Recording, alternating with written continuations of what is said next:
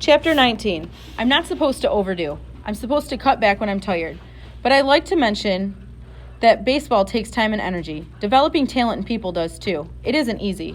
You have to put yourself out there, hoping like crazy you'll get a break. Hoping sucks up a lot of energy. People don't think about that.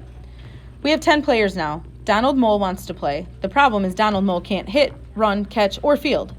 But if we get one more player, just one, then Mr. Hazard says the Lincoln Middle School Tornadoes will play us tomorrow. This is huge, but as I emphasized to Walt, this is not overdoing. The problem is we can't find that 11th player. I look at Franny, who says, I don't know anyone. But do you play? I ask her. No, she says. So we practice drills and footwork and running and hitting. We practice catching on the run, how to stand at the plate, how not to drop the ball. You hold on to it like it's a wad of money, I tell them, and I want you to hustle, on and off the field. Your mother tells you to do the dishes, you do it with energy, get excited, and bring it out on the field every day.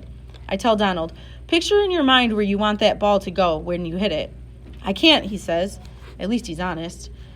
Where would you like it to go, Donald? He thinks hard. Between the second baseman and the shortstop in Yankee Stadium. Keep thinking big, Donald. I turn to the team. Does anyone know one more player? Donald Mole raises his hand. I know lots of players, but they don't want to play. Why not? I ask. They don't understand what's happening here, he says quietly. I wish I could teach you to play, Donald. You've got the heart, but absolutely no talent. I end practice on this. If you can find anybody for tomorrow, bring them. Danny Lopez says, the tornadoes will kill us. Sky says, not playing is killing us more. We're dead either way. That's Logo. No death allowed, I tell them. Nobody's out there alone. We're a team, remember? I read the roster. We've got Sky pitching, Casey is relief pitcher, Logo catching, Benchant on first base, Donald on second, Danny Lopez on third, the Oxleys in the outfield. The triplets cheer. Terrell Younger, shortstop. We hope and pray Terrell will cover second base too. Good work today. The team heads home. I stand alone on the field and look at the tree the school planted in Hargey's memory. It's surrounded by a little fence to protect it because, for lack of a better garden explanation, it's a baby. I'd like to put a protective fence around my guys. They won't need it forever, but just for a little while. I think of an eagle's nest that's built to last, high up in a tree to avoid predators. It's a condo. It's a fort. I think of all the coaches in history who stood on their fields hoping their teams wouldn't embarrass themselves.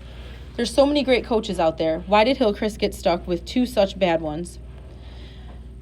I look at the huge baseball bat glistening on the little hill. Jeremiah! Mr. Hazard walks toward me, waving. I've spoken to the coach of the Tornadoes. They have 2 injured players and are down to 10 like us. They agreed to play the game tomorrow. What do you think? I shake his hand. Mr. Hazard, I don't know if we can win, but we're going to play our best. I like that attitude, Jeremiah. We've been focusing on hustle, sir. Keep it up, he says, and he's off. I walk across the street and take out my phone. There's a message from Walt. Your biopsy results came back normal, Jer. You don't need the monitor. I knew it. I feel totally free. I love being normal, and medically normal. I don't know how to contact all the players, but the ones I can get, this. Tomorrow it begins. 10 players, 7 innings. Be there with your best and stop the tornadoes.